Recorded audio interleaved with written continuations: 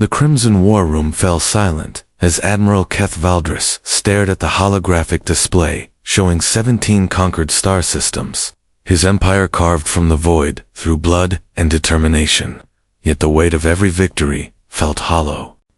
In his chest, his weathered hands, scarred from countless battles, trembled as he reached for the communication console. Any word from the Meridian sector. His voice carried the authority that had commanded fleets across 3 galaxies, but underneath lay something fragile. Captain Nix Corvin, his most trusted officer, shifted uncomfortably. "Sir, it's been 43 standard days since Dr. Lyrian Ashcroft's research vessel went missing. The probe signals, ... I know what the probe signals show." Keth's gray eyes, which had watched civilizations rise and fall, now held only anguish. "Deploy the 7th Fleet to continue the search." The assembled officers exchanged glances. The 7th Fleet was their most powerful force, currently needed to maintain control over the contested rimward territories. But none dared question their admiral's priorities. Keth had built this empire with ruthless efficiency, crushing the Vorthok hegemony and absorbing their territories, liberating human colonies from the crystalline Nexari overlords, and establishing humanity as the dominant force in this spiral arm. Every alien species that had once looked down upon humans as primitive newcomers now bowed before his fleets. But Lyrian Ashcroft had been the one constant through it all. She wasn't a warrior or a politician. She was a Zen archaeologist, brilliant beyond measure, whose discoveries of ancient alien technologies had given humanity the edge it needed. More than that, she was the only person who could look at him and see, not the admiral, not the conqueror, but simply Keth, a young officer who had once shared dreams of exploration rather than domination. "Sir," Nix ventured carefully, "the Nexari are mobilizing their reserve fleets. Intelligence suggests they're planning a coordinated strike against our supply lines. If we redeploy the 7th ... then we'll lose the outer colonies." Keth's fingers drummed against the command table. "I'm aware of the tactical situation, Captain." The truth hung unspoken in the recycled air. His empire was vast but fragile, held together by fear and superior firepower. Without constant pressure, without the presence of his fleets, rebellion would spread like wildfire. The aliens had not forgotten their defeats, and many human colonies still harbored resentment over his sometimes harsh methods of governance. Keth walked to the massive viewport overlooking his flagship's hangar bays. Thousands of fighters and bombers sat ready for deployment, each one a testament to human ingenuity and his strategic genius. Beyond them, space teamed with his warfleet dreadnoughts, carriers, and support vessels that could reduce planets to ash. Yet all he could think about was Lyrian's laugh when she'd shown him the precursor artifacts on Kepler-4 for 2C. How her eyes had lit up with wonder at each new discovery. She'd been his anchor to humanity's better nature, the reminder that they were more than just another conquering species. "Admiral," the communications officer called out. "Priority message from Earth Command." Keth didn't turn around. Earth's bureaucrats wanted updates on his expansion plans, casualty reports, resource assessments. They saw his empire as humanity's triumph, never understanding the cost, not just in lives, but in the gradual erosion of everything that had once made them worth fighting for. "Tell them I'm indisposed," he said quietly. "All resources remain dedicated to the search operation." His reflection in the viewport showed a man who had conquered the stars but lost the only thing that mattered. The search had entered its 60th day when Commander Ravik Thorn brought news that changed everything. His scout ship had just returned from the Maelstrom Nebula, region so treacherous that even the most desperate pirates avoided it. "We found debris," Admiral Thorn reported, his young face grave. "The signature matches Dr. Ashcroft's research vessel, the Meridian Dawn." Keth felt the blood drain from his face. The command bridge, usually buzzing with activity, seemed to hold its breath. "Survivors," Unknown, sir. The debris field is extensive, but there's something else. Thorne activated the holographic display. We detected artificial structures deep within the nebula. The energy signatures don't match any known technology. Not Vorthok, not Nix. Captain Corvin leaned forward. Precursor ruins, bigger than ruins, sir. Much bigger. Keth studied the grainy sensor data. The structures were massive, easily the size of small moons, and they pulsed with an energy that played havoc with their instruments. If Lyrian had discovered this site, she would have been compelled to investigate. Her passion for xenarchaeology had always outweighed her sense of caution. Prep the Sovereign's Fury for immediate departure, Keth ordered. Full battle configuration. Admiral, Nix interjected, taking the flagship into the maelstrom is suicide. The gravitational anomalies alone will be navigated. His tone brooked no argument. I won't lose another person to that place. As his crew scrambled to prepare for departure, Keth retreated to his private quarters, a Spartan space decorated, only with a few personal mementos and a holographic portrait of Lyrian. In the image, she was examining an alien artifact, her auburn hair catching the light, her expression one of pure intellectual joy. He'd met her on Proxima Station during the early days of the expansion. She'd been part of a civilian research team studying captured alien technology, while he'd been a rising star in the military hierarchy. Their relationship had been unlikely from the start, the warrior and the scholar, the destroyer and the discoverer. But Lyrian had seen potential in humanity's expansion, beyond mere conquest.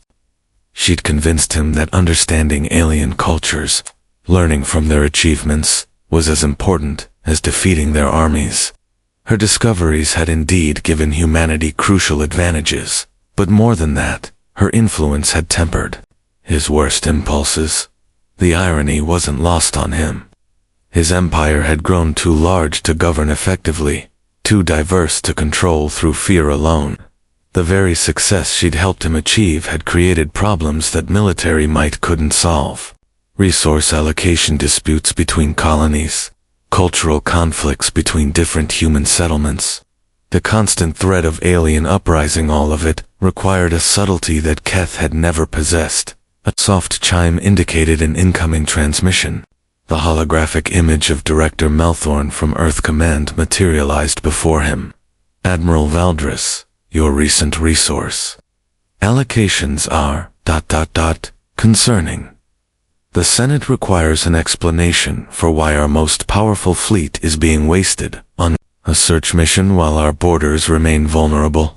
Keth didn't even look up from his tactical display.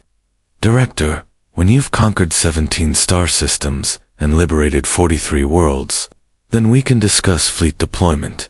Your personal attachments cannot supersede end transmission. The hologram winked out. Personal attachments. As if love, loyalty, and basic human decency were weaknesses to be discarded. Perhaps that's what his empire had become. Machine that devoured everything human about them in service of expansion. The Sovereign's Fury was humanity's most advanced warship, bristling with weapon systems derived from captured alien technology. As it entered the Maelstrom Nebula, its shields sparked against electromagnetic storms that could fry lesser vessels. The bridge crew worked with practiced efficiency, but Keth could see the tension in their faces. Sir, the navigation officer called out. We're approaching the debris field. Through the view screen, twisted metal fragments drifted in the cosmic wind, pieces of the Meridian Dawn scattered across thousands of kilometers. Each piece felt like a blow to Keth's heart, but he forced himself to maintain composure. Launch recovery teams. I want every fragment analyzed. As the search continued, the ancient structures grew larger on their sensors. Whatever civilization had built them was long gone, but their technology still hummed with mysterious power. If Lyrian was still alive, if she'd somehow survived the destruction of her ship, she would be drawn to those ruins like a moth to flame. His empire meant nothing without her beside him. The realization had been growing for months, but now it crystallized into absolute certainty. All the conquered worlds, all the defeated enemies, all the tribute and resources flowing to Earth, none of it mattered if she was gone. The hunt would continue, even if it cost him everything. The ancient structures revealed themselves slowly as the Sovereign's fury penetrated deeper into the maelstrom. What the sensors had initially detected as artificial constructs were actually the remnants of a vast space station, or perhaps an entire artificial world like anything in recorded galactic history. "Admiral, Chief Science Officer Dr. Kara Wynn announced, her voice tight with excitement and fear. "The architecture, ... it's impossible. The materials are holding together, despite being subjected to forces that should have torn them apart millions of years ago." Keth studied the massive spiraling towers and interconnected spheres that stretched across hundreds of kilometers. The energy readings were off the charts, and stranger still, they seemed to respond to their presence. Lights that had been dormant for eons began flickering to life as they approached. "Any sign of the research team?" he asked. "Sir, I'm detecting biosignatures deep within the central complex. Faint, but human." Hope flared in Keth's chest like a nova.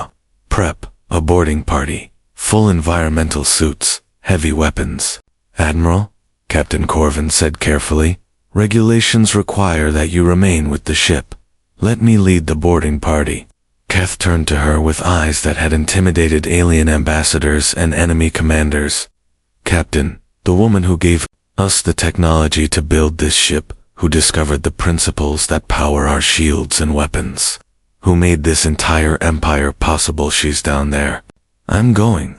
The boarding party consisted of 12 of his best Marines, led by Commander Thorne and accompanied by Dr. Wynn. As their shuttle approached the alien structure's docking bay, which had somehow configured itself to accommodate their craft, Keth felt a strange mixture of dread and anticipation. The interior of the structure defied physics, as much as its exterior. Corridors bent and twisted in ways that hurt to look at, yet walking through them felt natural. Gravity seemed to flow in multiple directions simultaneously, and the walls pulsed with bioluminescent patterns that might have been writing or might have been art. "These are architect ruins," Dr. Wynn whispered, running her scanner over the wall surfaces. "The theoretical precursors to all known galactic civilizations. They're supposed to be extinct for over 1 billion years." "Theoretical until now," Keth replied grimly. They followed the life sign readings deeper into the complex, through chambers filled with impossible machinery, and past walls covered in symbols that seemed to shift when viewed directly. The air itself hummed with potential energy, and their equipment registered readings that shouldn't have been possible. Finally, they reached a vast spherical chamber at the structure's heart, and there, standing before a towering crystalline formation, was Lyrian Ashcroft. She was alive, but changed. Her auburn hair now held streaks of silver, and her warm brown eyes glowed with an inner light. She turned at their approach, and her face lit up with a smile that made Keth's knees weak. "Keth, I knew you'd come." She rushed toward him, but stopped just short of his embrace. I can't touch you. Not yet. What happened to you?" His voice cracked with emotion. Lyrian gestured to the crystal formation behind her. "The architects didn't die out, Keth. They transcended. They became something more than physical beings. But they needed ... anchors, connections to younger species who could understand their legacy." "The knowledge you've gained," Dr. Wynn breathed, studying her readings. "Your neural patterns are ... extraordinary. I've seen the deep history of the galaxy, Keth. The rise and fall of 1,000 civilizations. The patterns that repeat. The mistakes that destroy empires. The choices that determine whether a species evolves or extincts itself." Keth felt a chill that had nothing to do with the alien environment. "What are you saying? Our empire? Humanity's expansion? We're following the same path as the Vorthok, the Nexari, the Zilithans, before them. Conquest without understanding. Growth without wisdom." The architects have seen it all before. Around them, the chamber began to resonate with harmonious tones. The crystalline formation pulsed brighter, and Keth could swear he saw faces in its depths, ancient, alien, but somehow familiar. They're offering us a choice, Lyrian continued. Continue on our current path, and face the same fate as every other conquering empire in galactic history, or learn to become something more, to transcend the cycle of dominance and destruction. Commander Thorn raised his weapon instinctively as the crystal formation began to shift and grow. Admiral, we should retreat. This is beyond our understanding. But Keth was staring at Lyrian, seeing the woman he loved transformed by knowledge that spanned eons. What would that mean? Transcendence. It means becoming teachers instead of conquerors, guides instead of rulers. It means understanding that true power comes not from the ability to destroy, but from the wisdom to create. The chamber filled with light, and suddenly Keth could really see the scope of his empire.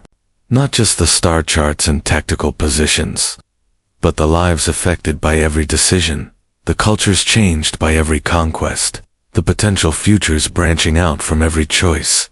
His empire was vast, but it was hollow. Built on fear rather than respect, maintained through force rather than cooperation.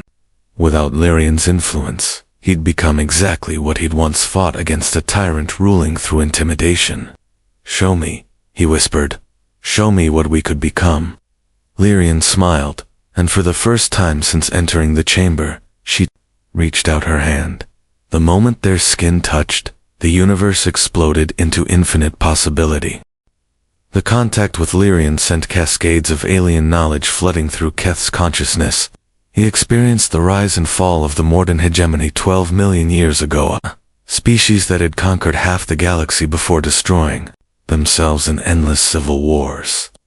He witnessed the ethereal collective's attempt to enforce peace through absolute control, which led to stagnation and eventual extinction. He saw the Catherian Empire's expansion across dimensional barriers, only to collapse when they lost touch with their own humanity equivalent. Each vision carried the same lesson. Conquest without wisdom was a path to inevitable destruction. When the flood of images finally subsided, Keth found himself on his knees in the crystal chamber, his boarding party surrounding him with weapons drawn. Hours had passed in what felt like moments. Admiral, Commander Thorn called out. Your vital signs spiked beyond safe parameters. Keth slowly rose to his feet, his mind reeling from the cosmic perspective he'd gained. Lyrian stood beside him, her hand still extended, the glow in her eyes now mirrored faintly in his own. I understand now, he said quietly. Every empire that tried to rule through force alone fell to the same trap. They forgot why they started expanding in the first place. Dr. Wynne was frantically taking readings. Admiral, your neural patterns are elevated beyond anything I've seen. The quantum resonance in your brain tissue suggests that he's been touched by the architect's gift, Lyrian finished. The same gift they offered to every species that reached this level of development. Most refused it. They preferred the simplicity of domination to the complexity of true leadership.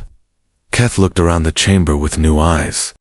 The architect symbols on the walls weren't decorations. They were equations, philosophical concepts, blueprints for civilizations that could transcend the cycle of rise and fall that had claimed every other galactic power. What happens to our empire if we accept this path? He asked.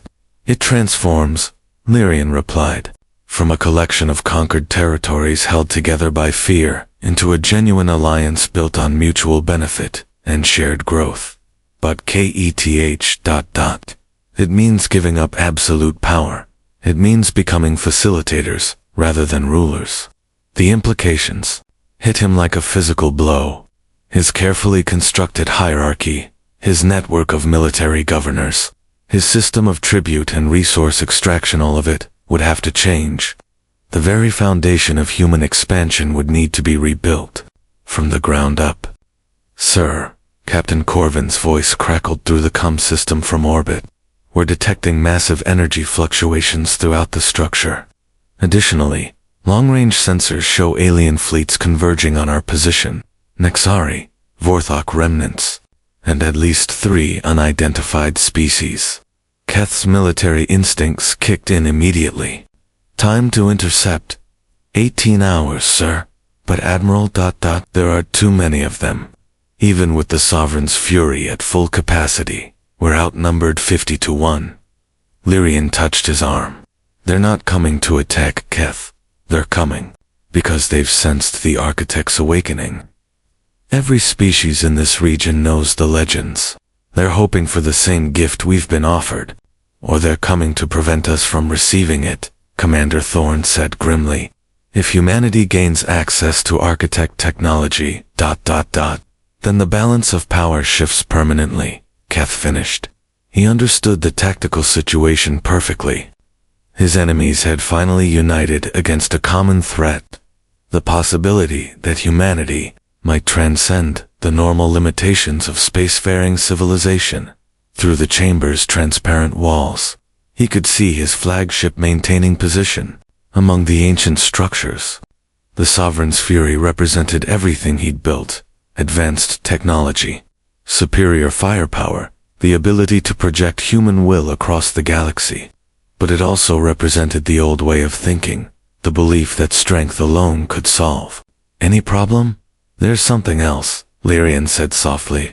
The Architect's gift isn't just knowledge. It's a fundamental change in how our species relates to the universe.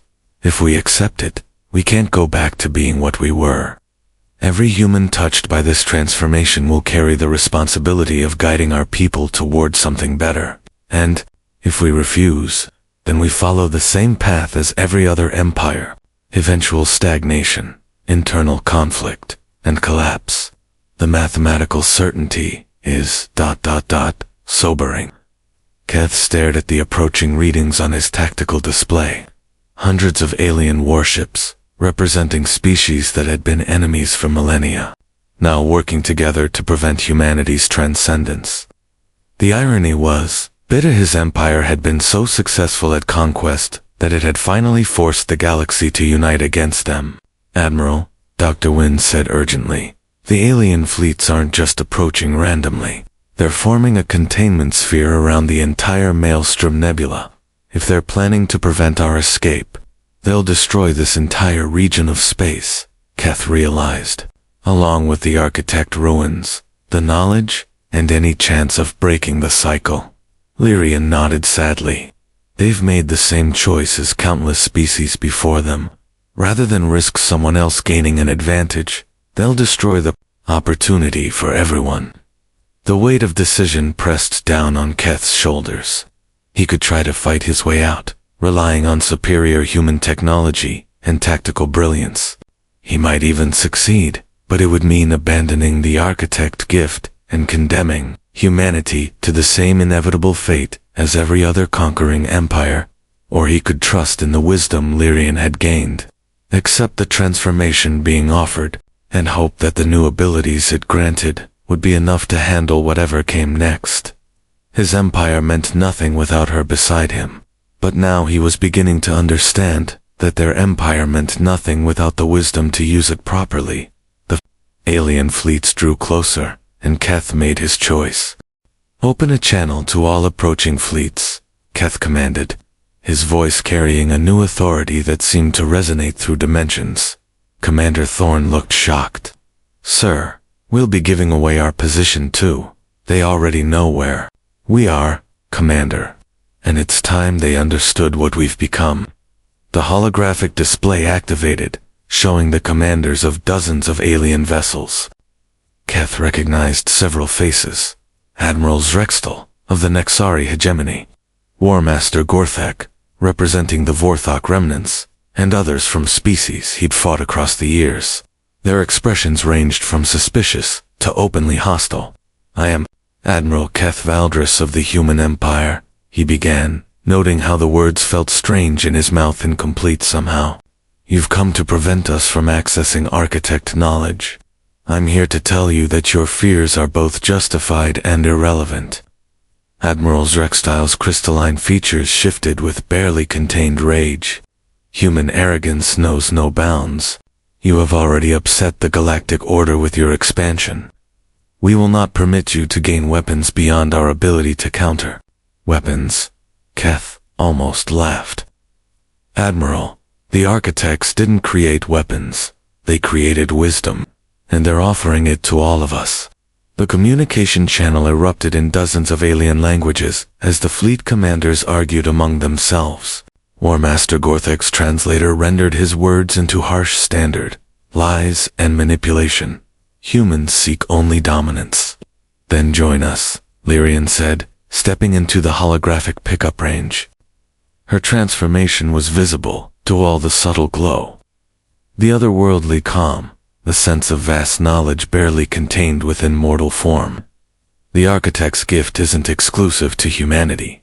It's offered to any species mature enough to accept it. The arguing stopped abruptly. Dr. Wynn's readings showed massive energy fluctuations throughout the ancient structure as it responded to the presence of so many different species representatives. The human female speaks truth, came a new voice, ancient, harmonious, speaking directly into their minds rather than through technological translation. The architect presence filled the chamber, and Keth could feel its attention spanning across all the assembled fleets. This gift has been offered before. Most refuse. Those who accept transcend the cycle of conquest and destruction that has claimed countless civilizations. On the display, Keth could see alien crew members across dozens of ships reacting to the architect voice. Some fell to their knees in worship, others reached for weapons. Still others simply stared in wonder. Admiral Zrextile's voice was barely a whisper. The architects ... truly live. We transcended physical death long ago, as can all species who choose wisdom over warfare. But we require anchors younger civilizations, willing to carry our knowledge forward and help others make the same choice. Keth felt the weight of cosmic responsibility settling on his shoulders. This is what you discovered, isn't it? He asked Lyrian. Not just ancient technology, but a way forward for all of us. She nodded. The galaxy doesn't need another empire, Keth. It needs teachers, guides, a species willing to help others grow instead of conquering them. Through his enhanced awareness, Keth could sense the emotions radiating from the alien fleets.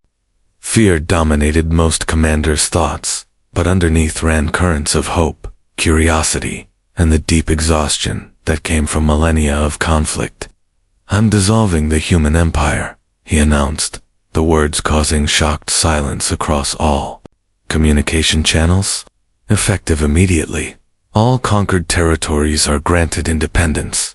All tribute obligations are ended. All military occupation forces will withdraw to human core worlds.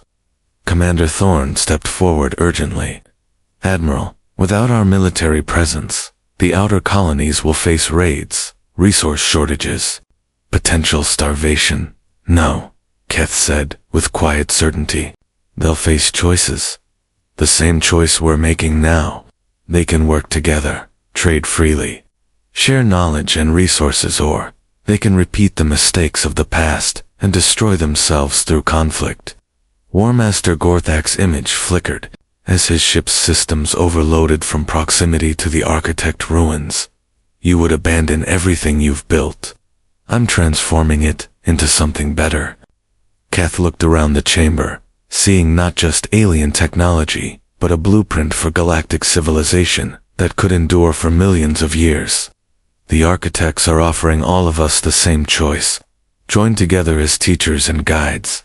Help younger species develop without repeating our mistakes, or continue the cycle of rise and fall until the galaxy is empty of intelligent life. The massive crystalline formation pulsed brighter, and suddenly Keth could see the timeline stretching ahead.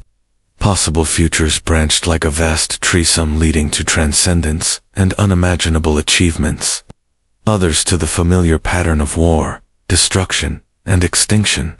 The choice must be made freely by each species. The architect voice continued. Those who accept the gift will find their nature changed, their perspective expanded, their capacity for violence diminished, and their wisdom enhanced. Those who refuse will face the consequences of their own choices. Admiral Zrextol was the first to respond. The next, sorry, we have grown tired of constant warfare.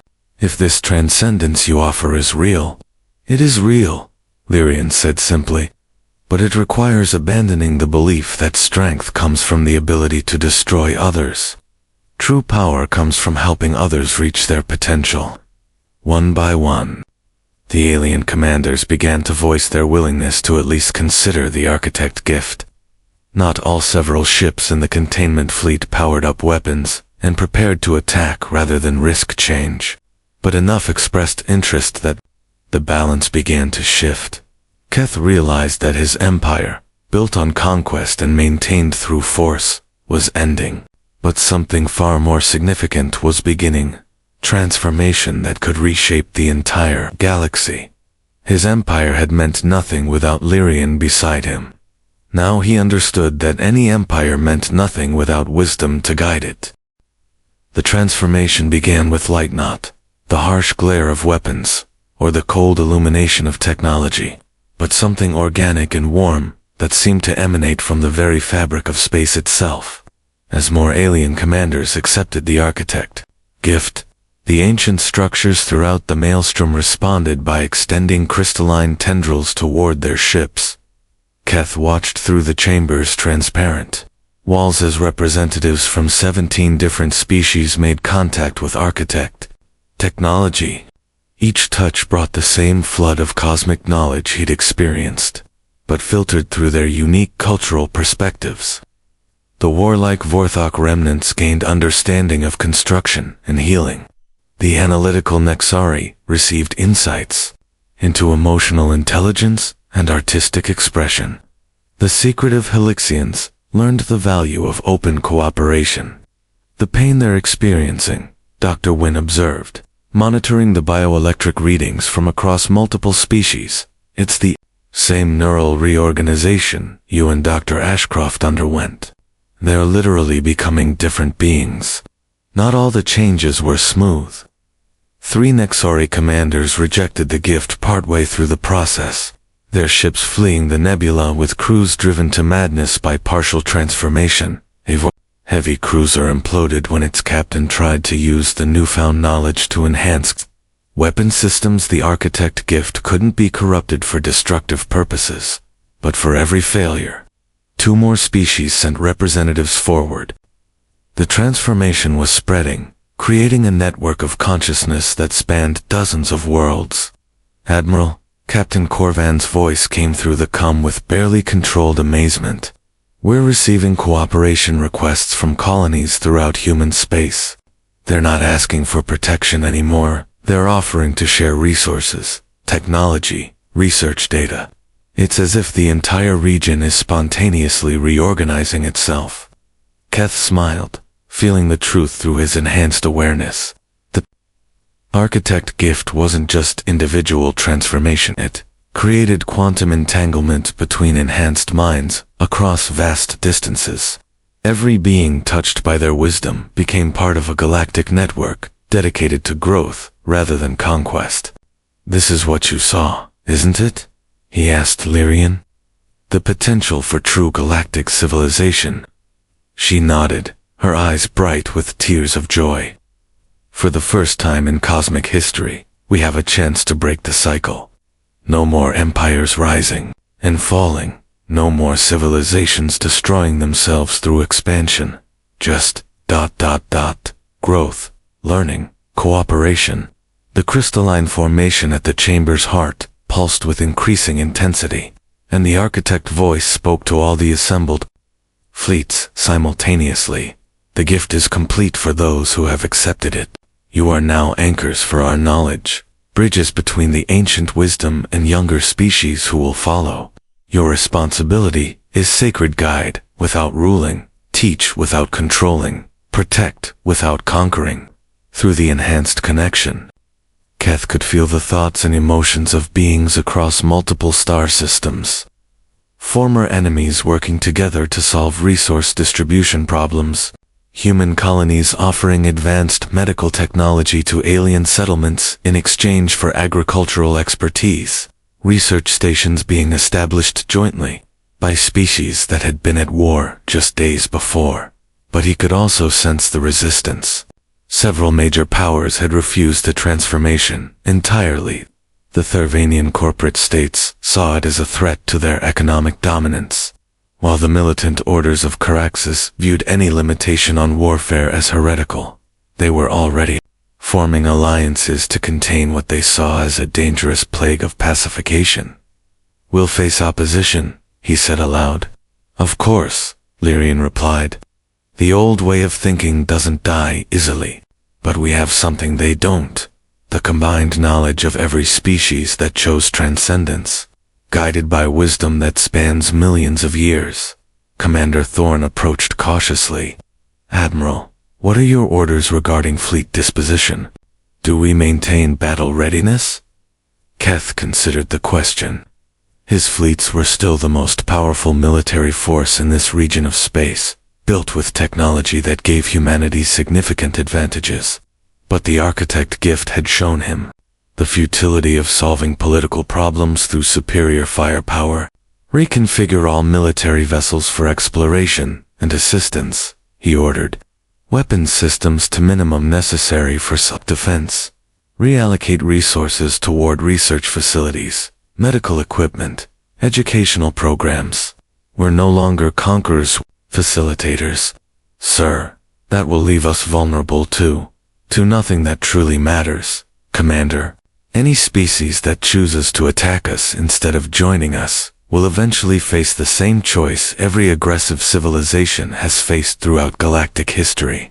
They'll either learn to cooperate or destroy themselves trying to maintain dominance."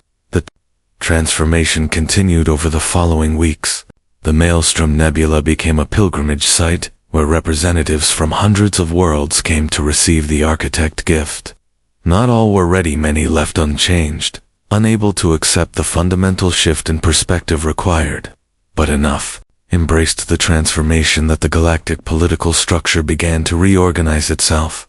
Trade networks replaced tribute systems. Research consortiums formed between former enemies. Conflicts that had raged for centuries ended not through conquest, but through mutual understanding of their ultimate futility.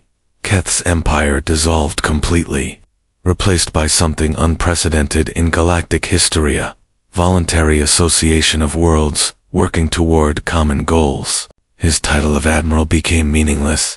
He was now simply Keth Valdris, one of the transcendent, helping guide younger species toward their own moments of choice. Standing in the observation deck of what had once been his flagship, now converted to an mobile research platform, he watched Lyrian work with a team of beings from 12 different species. They were developing new technologies, not for conquest but for exploration ships that could safely travel between galaxies, communication systems that could maintain contact across vast distances, terraforming techniques that enhanced rather than replaced existing ecosystems. "Do you ever regret it?" she asked during one of their quiet moments together. "Giving up absolute power to become this?" Keth pulled her close, marveling at how natural it felt to touch her, now that they shared the same transcendent nature. Through their connection, he could feel her contentment, her excitement about the future, her deep love that had never wavered, even when his empire was at its most brutal. "My empire meant nothing without you beside me," he said softly. "But this means everything, and we built it together." Above them, the stars no longer represented territories to conquer or enemies to defeat. They were destinations, worlds, where younger species were beginning their own journeys toward transcendence, guided by the wisdom of those who had learned to choose growth over domination. The galaxy would never be the same. For the first time in cosmic history, it had a chance to become something more than a graveyard of fallen empires.